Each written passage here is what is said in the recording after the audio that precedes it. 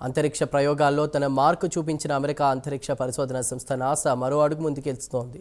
ఇప్పటికే ప్రపంచంలోని చాలా దేశాలు నాసాపై ఆధారపడే తమ సమాచార వ్యవస్థను అభివృద్ధి చేసుకున్నాయి. తాజాగా చంద్రుడిపైకి యాత్ర చేపట్టేందుకు నాసా సిద్ధమవుతోంది.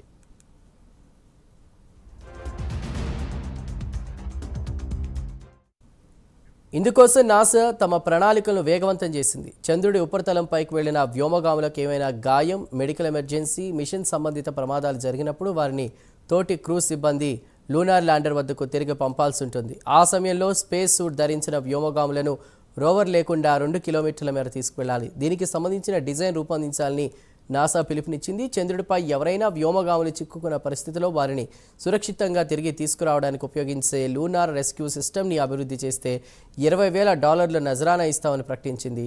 2025 జనవరి 23వ తేదీలోపు ఔత్సాహికులు తమ ఐడియాలను హేరాక్స్ పోర్టల్లో సమర్పించాలని సూచిస్తూ నాసా ఓపెన్ ఆఫర్ను ప్రకటించింది.